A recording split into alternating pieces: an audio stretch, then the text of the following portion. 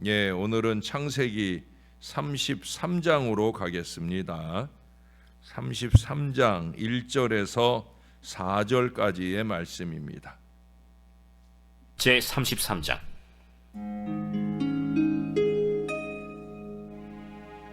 야곱이 눈을 들어보니 에서가 400명의 장정을 거느리고 오고 있는지라.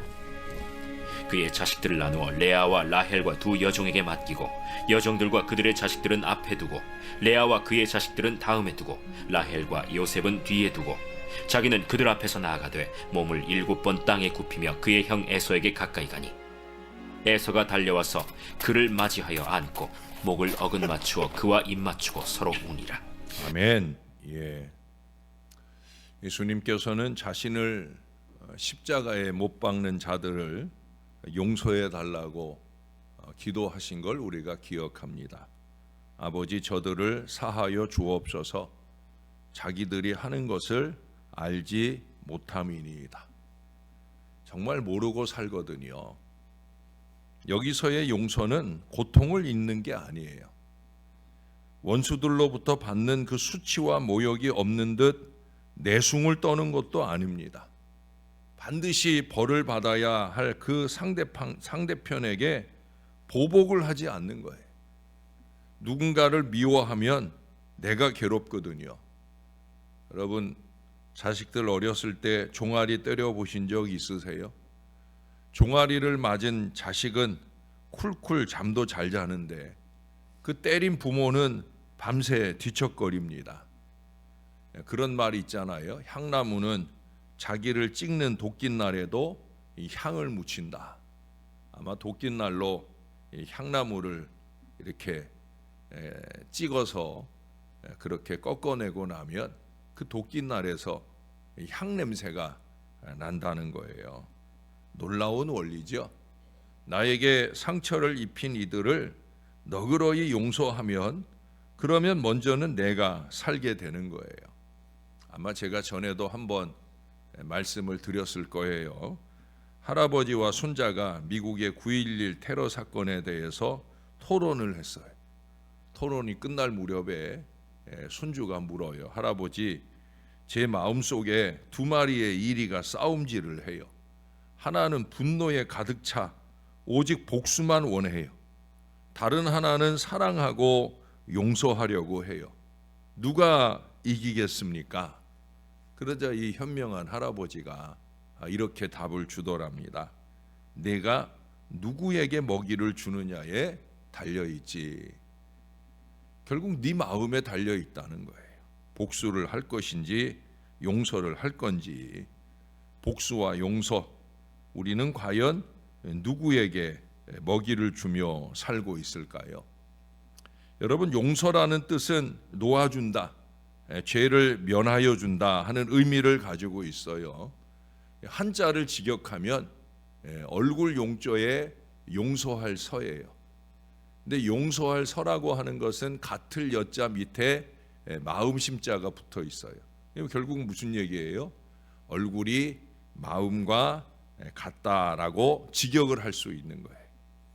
진정한 용서라는 건 얼굴에 나타난 표정이 속마음과 같을 때 그때 가능하다는 거예요. 위선은 용서가 아닙니다. 얼굴은 웃고 있으면서 마음엔 미움이 여전하다면 그건 용서가 아니라는 거예요. 마음을 다한 용서가 주고받아져야 되는 거예요. 예수님의 용서로 우리가 자유하게 된 것과 같이 우리가 남을 용서함으로 형제를 풀어주고 내 자신도 증오심으로부터 자유하게 되는 것이죠. 그러나 사실은 그 반대예요. 우리가 날마다 주기도를 하잖아요. 특히 새벽에 오시면 우리가 예배 마칠 때 주기도를 하잖아요. 예수님께서 가르쳐 주신 핵심 기도가 3가지예요.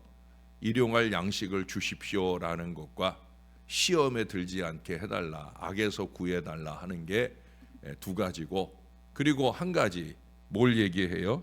우리가 우리에게 잘못한 사람들을 용서하여 준 것 같이. 이게 전제예요. 이게 전제. 하나님이 우리를 용서해 주신 것 같이 우리가 용서하는 게 아니라 우리가 우리에게 잘못한 사람을 용서해 준 것 같이 이게 전제되면서 우리의 죄를 용서해 주시라고 기도하는 거예요. 이게 핵심인 거죠. 기독교는 용서의 복음이요, 용서의 내용은 사랑입니다.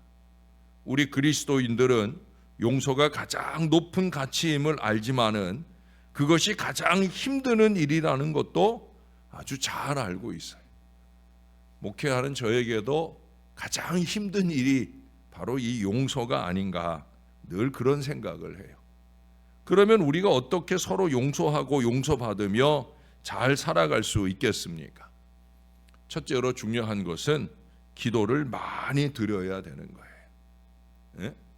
기도 생활이 없으니까 용서받을 회개도 못하고 또 용서할 마음도 갖지 못하는 거예요. 기도를 해야 되는 거예요. 기도 생활을 통해 먼저 자기 자신을 다스려야 됩니다. 하나님 뜻대로의 기도가 제대로 이루어지기만 하면 우리는 자기를 다스리며 용서의 틈을 비집고 들어갈 수가 있다는 거예요. 기도 생활을 열심히 하다 보면 기도에 장애물이 있다는 걸 반드시 발견하게 되거든요. 너희 원수를 사랑하며 너희를 핍박하는 자를 위하여 기도하라고 마태복음 5장 43절에서 말씀하셨습니다. 그 이어지는 말씀 속에서는 우리의 건강한 예배 생활을 위해서 이 용서는 필수인 것을 말씀해요. 그래서 먼저 용서하고 먼저 용서받고 그걸 사화라고 옛날엔 표현을 했잖아요. 그러고 와서 예배하라고. 그러니 제대로 기도 생활이 이루어진다고 하면 용서받을 일 미루지 않고 용서할 일 외면하지 않게 되는 거예요. 무슨 얘기예요? 내 기도가 살아야 되잖아요. 내 기도가 살아야 되잖아요. 내가 기도를 열심히 하는 사람이라면, 특히 누군가를 위해 중보기도 하는 사람이라면 하나님을 향해 많은 기도를 쏘아 올리고 그것에 대한 응답이 내리락하는 은혜를 받으며 누리려고 하자고 하면 용서받고 용서하는 일이 꼭 필수가 돼야 되는 거예요. 그 다음 단계는 상대방의 회개와 구원을 위해서 기도 드려야 되는 거예요. 그렇게 해나가면 마음에 있는 기도의 장애물이 서서히 제거되기 시작할 거예요. 그리고 그것을 근본적으로 해결하기 위한 구체적 방법이 생각이 날 겁니다. 결국 용서는 또한 용서를 위한 기도 작업은 나를 위한 거예요. 나를. 내가 살아남기 위한 거예요. 어제 저녁에 말씀드렸잖아요. 용서하지 않는 것은 용서하지 않는 건 뭐라고 그랬어요? 다리를 무너뜨리는 거다. 하나님께로 가는 다리, 미래를 향해 가는 다리를 무너뜨리는 거다. 반대로 생각하면 용서는 다리를 놓는 작업이에요. 아니 제 생각으로는 이건 다리를 놓는 게 아니라 하나님의 어마어마한 응답의 물을 담아내는 댐을 건축하는 작업이에요. 예? 이게 엄청난 작업이에요. 이걸 안 하면 안 되는 작업이에요. 하나님의 응답을 많이 받는 기도 생활을 누구나 다 하고 싶어 하잖아요. 그 응답에 풍성한 물을 담으려고 하면 용서의 댐을 쌓아야 된다는 거예요. 우리가 주 밖에서 살자고 하면 몰라도 주 안에서 잘 살아볼 마음이면, 그것도 날마다 기도로 사는 인생이 되자고 한다면 우리 하나님과의 골짜기를 자꾸 메워야 되는데, 주일에도 말씀드렸던 것처럼 가장 큰 죄 중 하나인 이 미움을 떨쳐내고 그 미움의 골짜기를 메우자고 하면 이 용서는 필수인 거예요. 나의 기도가 하나님께 곧바로 날아감을 가로막는 그 장애물을 제거하기 위해 우리는 먼저 중보 기도를 열어야 됩니다. 그를 위한 중보 기도는 언제나 그렇듯 나를 위한 기도가 되는 거예요. 그러고 나면 둘째로 이 용서하라 하는 이 하나님의 말씀을 잘 음미해 보아야 됩니다. 우리가 형제를 먼저 용서해야만 우리 하나님께서도 우리를 용서해 주신다. 마태복음 6장 14절 15절에 그 산상수훈에서 그 앞에 6장에서 주의 기도를 가르쳐 주시고 이어서 부언 설명한 말씀은 딱 이 얘기예요. 이 예수님의 말씀의 뜻이 무엇을 의미하는지 그 원리를 깊이 깨달아야 된다는 거예요. 우리가 하나님의 사랑과 용서를 경험하고 확신을 가지기 위해서는 우리끼리 서로 사랑하고 용서하는 이 기쁨을 맛보아야 된다. 아까도 드린 말씀하고 똑같은 얘기예요. 여러분, 사랑을 경험하지 못한 사람들은 사랑을 알지 못하고, 용서해 주고 용서받아본 경험이 없는 사람은 이 용서의 가치와 능력과 효험을 알지 못해. 우리 흔히 그런 말 하잖아요. 고기도 먹어본 사람이 먹는다고. 예? 좋은 것도 먹어본 사람이 좋은 거 찾아 먹지, 맨날 똑같이 별거 아닌 거 먹고 살던 사람은 늘 그게 최고인 줄 알아. 그러나 여러분, 세상에 좋은 거 많아요. 우리가 돈이 없어서 그렇지 세상에 돈 적게 주고도 고 퀄리티의 좋은 거 세상에 많아요. 먹어본 사람들은 알아요. 용서라든지 용서받고 용서하고 사랑하고 사랑받고 먹어본 사람이 알아요. 하나님께서는 예수님을 통해서 이미 우리를 위해 용서해 주셨지만 우리 자신이 다른 사람을 용서하지 않았기 때문에 하나님의 용서에 대한 확신도 오지 않고 계속 두려움에 떨면서 사는 거예요. 그래서 마태복음 18장에 보면은 땅에서 풀어야 하늘에서도 풀리고 땅에서 매면 하늘에서도 매인다는 말씀을 우리 예수님이 하신 거예요. 누가 묶어요? 내가 묶고 사는 거예요. 누가 풀 수 있다고요? 내가 풀 수 있다고요. 다시 말씀드립니다. 용서는 나를 위한 거예요. 용서받고 용서하는 삶에 익숙해지는 저와 여러분들이 되어야 합니다. 성경은 그 이상을 말씀하잖아요. 로마서 12장에 보면 적극적으로 원수를 사랑하라고 말씀하고 있어요. 원수 갚는 일은 내 일이 아니라는 거예요. 하나님께 속한 일이다. 그 원칙을 지키면서 적극적으로 원수를 사랑하라라고 말씀을 하셔요. 예수님께서도 여전히 산상수훈에서 오른뺨을 때리면 왼뺨을 돌려대고 오리를 가자 하면 십리를 동행하고 속옷을 얻고자 하면 겉옷까지 내어주라고 말씀을 하셔요. 적극적으로 실천하도록 힘쓰라는 거예요.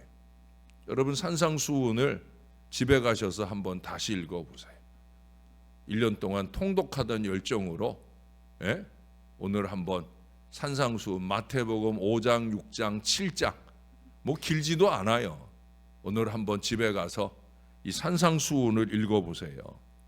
지금 제가 오늘 용서에 대한 이 주제를 말씀하면서 5장에서도 6장에서도 그리고 7장은 인용하지 않았지만 7장 12절에 황금률을 말하잖아요. 누구든지 섬김을 받고자 하면 먼저 섬기라는 이 절대 용서의 전제 명령을 말씀하잖아요.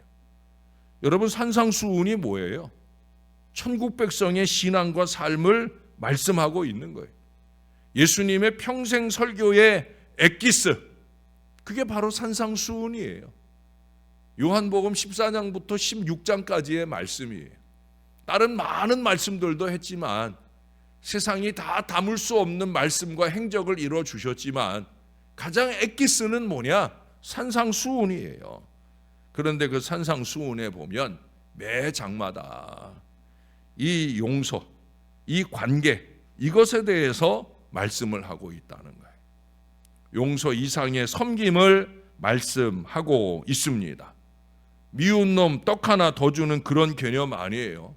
미움을 극복하고 미움을 넘어서서 떡 5개라도 더 줄 마음을 가질 수 있어야 된다는 거예요. 예? 여러분, 솔직히 미우면 떡 줘요? 안 줘요? 안 주잖아요. 솔직히 주고 싶지 않잖아요. 그러나 그 미움을 극복하면 자꾸 떡 주고 싶잖아요. 뭐 떡만 주고 싶어요. 제가 어제도 귤한 상자를 받았는데 자꾸 주고 싶잖아요. 사랑하면 주고 싶은 거예요. 예? 결론으로 에서가 야곱을 용서하고 요셉이 형제들을 용서하고 다윗이 사울을 용서하고 우리 예수님께서 우리의 죄를 용서하신 것 같이 우리도 서로 용서하며 살아야 되는 거예요. 용서라는 건 나를 주는 겁니다. 그의 죄를 완전히 잊어버리는 것이고 포기하는 거예요. 용서의 조건은 회개에 있다는 사실을 잊지 말아야 됩니다. 내가 용서할 위치에 있는 게 아니라 용서받아야 될 위치에 있다는 걸 먼저 깨닫고 하나님 앞에나 사람 앞에나 회개가 근거가 되어서 그 회개로 통해 하나님의 사랑을 느낄 수 있는 그 효력을 경험해야 돼요. 그 효력은 화해와 일치이고 그 최고의 차원은 십자가에서 성취되었습니다. 사랑하는 여러분, 우리는 그 용서의 십자가를 신앙하는 사람들이잖아요. 복수냐 용서냐 그것을 선택하는 것이 아니라 용서를 필수로 살아야 하는 우리는 그런 사람들이. 그래서 어려운 거죠. 그러나 기도하는 사람에게는 쉽습니다. 우리가 어제 모세의 중보기도를 들었잖아요. 용서가 어려우면 중보기도의 대상으로 삼는 겁니다. 그게 예수님의 기도였고 다윗의 모범이었습니다. 열심히 있는 기도 인생을 살았기에 가능한 용서였다는 걸 우리는 알아야 됩니다. 날마다 새벽을 깨우는 것은 누구보다 아름다운 신앙 인생을 사시는 거예요. 저에게 가장 소중한 분들은 여러분들이에요. 날마다 새벽 동역 하시는 여러분들이에요. 우리가 이거 무너지면 안 되잖아요. 이거 무너지지 않기 위해서 우리의 기도 생활 기도가 무너지지 않기 위해서 우리는 용서를 생각해야 되는 거예요. 먼저는 용서 받을 만하게 나를 변화시키고 나아가서는 70번씩 7번이라도 잘못했습니다라고 하며 머리 조아리는 사람을 기꺼이 용서하고 그리고 함께 가는 주 안에 한 가족이 다 될 수 있기를 우리에게 오늘 회개 오늘 할 때마다 뭐 우리가 지금까지 살아오면서 70번씩 7번만 회개했겠습니까? 예? 오늘 회개 오늘 하면서 살아온 우리의 인생을 돌아보면 70번씩 7번 뿐이겠습니까? 그래도 주님은 늘 사하노라 내가 다시 기억하지 아니하노라 늘 말씀해 주셨으니까 우리도 그렇게 주님과 한 가족으로 살아가듯 서로 한 가족으로 잘 살아내는 우리 모두가 될 수 있기를 늘 우리를 사랑하고 용서해 주시는 우리의 구주 예수 그리스도의 이름으로 간절히 축원합니다. 우리 하나님 우리를 용서해 주시려고 그 독생자 예수 그리스도를 이 땅에 보내주셔서 너무 감사합니다. 용서하고 구원하시려는 아버지의 뜻이 있어 주님이 이 땅 말구 위에 오셨습니다. 대림절은 그 주님의 그 하나님의 엄청난 요건의 용서의 사건을 기억하고 지내는 그런 은혜의 기간입니다. 아버지 하나님 부족하고 게으른 저희들은 그 은혜의 기간 대림절을 대림절답게 살지 못할 때가 얼마나 많은지 송구한 자신의 죄를 깨닫지 못한 채 그렇게 용서할 위치에 있는 줄로 착각하며 살 때가 얼마나 많은지 하나님 내가 죄인입니다.